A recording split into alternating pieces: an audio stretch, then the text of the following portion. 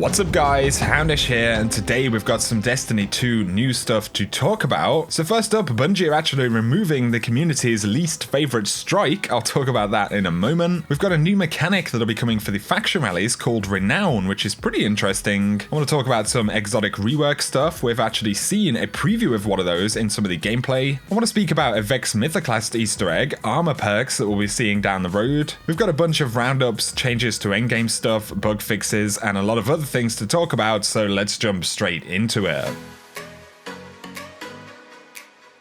Getting into the news then, first up, Bungie say Exodus Crash will be removed from Heroic Strike matchmaking next Tuesday with the update, so teams are investigating changes for aspects of the strike and will provide additional information in the future. So there we have it, Bungie have actually opted to remove Exodus Crash completely from the Heroic Strike playlist, and this is due to the feedback from the community as well as general community behavior when it comes to the Exodus Crash strike. I actually recorded a game clip the other day where we loaded into the strike, one of our team just immediately left, and then me and the other guy just stood kind of shaking our heads before also leaving the strike. And I think a lot of people are also doing the same thing. So what is it that people really dislike about the strike? Well, I don't know. I feel like perhaps all of the different gates that you come across, you know, various different stages of the strike, you have to kind of wait and unlock your way into the next area. And then you have these kind of long stretches. Sometimes you have to collect those charges to get onto the next area. And that is, of course, before you finally get to the boss who likes to teleport, like 6+ times in each fight.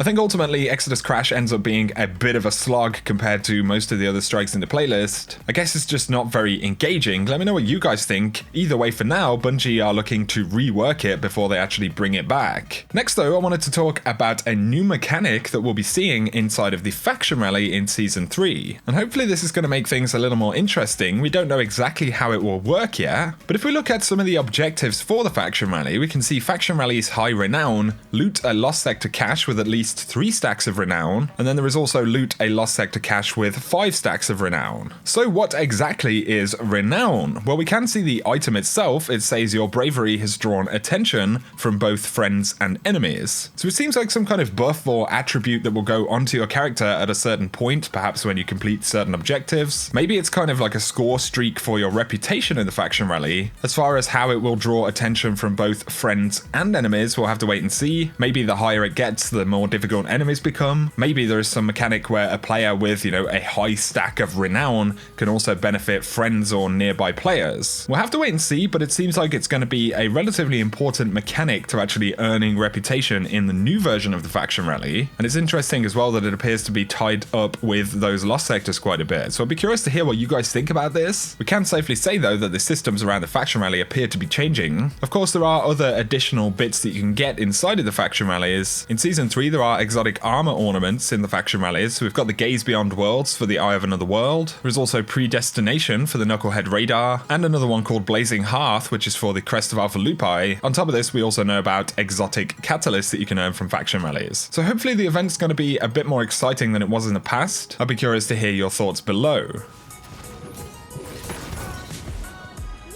Next though, I actually wanted to briefly mention something pretty interesting. So Unknown Player also mentioned this in a video recently. Back when we first got the Worldline Exotic Sword, when I was first looking at the weapon, you can see the kind of style and ornamentation of the weapon is pretty similar to the Vex Mythoclast. If you put them side by side though, you can see bits of their geometry are kind of modular, and you see them on both weapons, these different kind of buttons and pre-designed components that are on both weapons. There is also the kind of background texture to the weapon where you've got this almost Vex mesh and the 3 little dots that you can see on the top right there. So why is this present on both of the weapons? Well, of course, interestingly, we know that the Worldline Sword was actually made by Elsie Bray, or the Stranger. So we learn that the Stranger was indeed Elsie Bray, and Worldline is just one of the weapons she's been responsible for building. She actually hid that on Mars before she became an EXO. And so it looks like we've got a sort of Easter egg right there confirming that Elsie Bray, or the Stranger, did indeed make the Vex Mythoclast. There's further evidence to support it. Of course, Kabir was known for making all of the weapons and armor from the Vex in the Vault of Glass, with the exception of the Vex Mythoclast, which actually had an unknown origin. The Stranger had also worked with FWC to design other weapons and tools, and this of course included the No Time to Explain back in D1, so I just thought that was a pretty cool Easter egg. The first thing I noticed about Worldline is that it looked pretty much exactly like the Vex, but of course at the time we didn't know that Elsie Bray was actually the Stranger, so pretty interesting stuff nonetheless. Now though, I want to briefly talk about some of the exotic buffs that are are coming to armor pieces. So we've heard about the Lunar faction boots. In an update on Tuesday the 29th, they will be getting a buff, and this will allow the Rift to automatically reload weapons instead of only activating it on entry and exit of the Rift. So basically, whenever you're in the Rift, you will get automatic reloads, and somebody had pointed this out on Reddit and actually called this buff in advance. So if you look at the clip where you see this Titan firing the sweet business, he is actually in a Rift. Originally we thought he might be strafing in and out of the Rift, but you notice that the Rift icon or the notification for it on the side of the screen is always present, and so this Titan is getting a reload on this weapon without actually entering and exiting the Rift. So that was a little preview of that change to the Lunar faction boots from a little while ago. I should also mention here we see the Hunter firing the Darcy over and over again,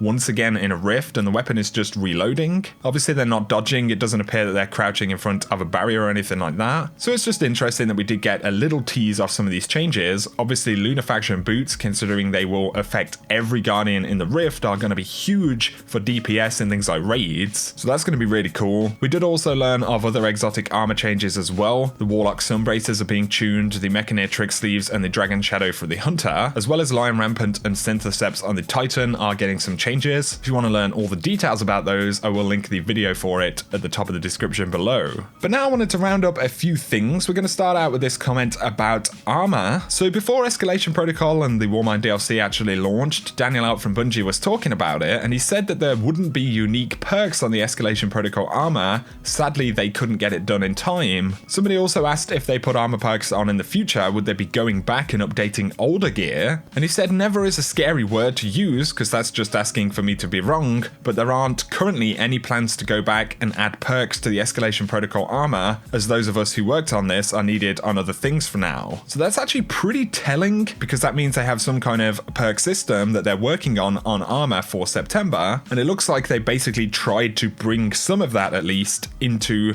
the Escalation Protocol armor, but they just ran out of time. So that is basically confirmation that armor perks are currently being worked on, but obviously we get that confirmation that it doesn't look like they're going to go back and add armor perks or change perk attributes for all of the old gear once September comes around. So armor with perks, the new randomized weapon rolls that could only apply to brand new stuff in September. Either way, it's pretty significant that they were kind of far enough ahead that they would consider trying to get it onto Escalation Protocol stuff. For any of us who really want these kind of changes to the game, I know it's still a long way away, but this is promising stuff. Next though, a couple of things about the Iron Banner. So Derek Carroll from Bungie tweeted, "We've heard your feedback about solo players getting wrecked by teams in the Iron Banner, and can confirm that solos in Iron Banner do not get the benefit of our Fireteam matchmaking system yet. We're running the numbers for 6v6 and plan to roll out an adjustment before the end of this event." So basically all of the changes that we saw in the other playlists have not been active in the Iron Banner, and if you've been seeing a lot of stacked teams and things like that, then that is potentially why. So it looks like there could be some minor tuning and changes to that, and hopefully it'll improve a little bit. On the subject of there being no Valor rank present in the Iron Banner, so of course you can't actually level up your ranked Crucible stuff, you can only work on Iron Banner's reputation in that playlist. Kevin Yanis did say the team has heard the feedback and are discussing plans moving forward. So as I've said before, I think it would be very good to see that in the Iron Banner, and most of us feel the same way. Somebody asked about confirmation of a fix for the Clan XP engram powerful gear, and DMG did say it will be fixed next week. So if you haven't opened it yet this week, it's still worth holding on to. They say it will auto decrypt next week and it should be fixed. I know we just spoke about the faction rallies and the Renown system, but because Bungie had listed faction rally changes for the 29th, which is of course the update on Tuesday, but then didn't announce faction rally itself, there has been some confusion, and Cosmo confirmed the changes are going into the client next week, but the event doesn't start until later. So the adjustments will be in the update, and then of course we have to wait for Bungie to make the event live. I'm anticipating possibly the week after next week's update, so 1 week on Tuesday, because Cosmo did confirm they will have more info on the rally improvements in next week's This Week at Bungie. On the subject of the item equip inside of Ishtar Commander or Destiny Item Manager, Ishtar Commander did tweet that Bungie had updated them. Due to the nature of the issue, there is no date on the full fix. However, on the 30th of May, they will deploy a workaround that will let you equip on offline characters. So at the very least, you will be able to move stuff around if you're not currently signed into Destiny, and hopefully before too long, Bungie will have a full fix for that. If you're wondering about the update coming on Tuesday, it will land at 9 AM a.m. PDT, and that's 5 p.m. here in the UK, so this will actually be an hour before the reset time. There will also be some background maintenance going on, which hopefully won't affect anything, so essentially that will happen 1 hour before reset on Tuesday. That's when we get the update, and presumably the servers and the game will be live as normal when reset happens. So that is going to summarize that stuff, guys, and I'm pretty sure that rounds up the video. So I hope you have found it useful as always. If you have, a like is very much appreciated below. Let me know any of your thoughts on this stuff. I'd love to know what you think about the strike being removed, any of the faction rally changes, the exotic buffs, or that Mythoclast Easter egg. Pretty interesting stuff. If you're new to the channel though, be sure to hit subscribe if you want to see a lot more Destiny 2 content. Also check out my sponsor Now Drinks. They do some really nice products in their store. Now Drinks are designed with gamers in mind, but instead of being full of caffeine, sugar, and all of that kind of stuff, they're packed with vitamins, lemon balm, L-theanine, and a bunch of other healthier stuff which helps with your focus and memory. Plus they're pretty tasty, so if you want to save 10% in the store, you can use code Houndish and check out my link down below. For now though, as always guys, I appreciate you watching, and I hope you have an awesome day.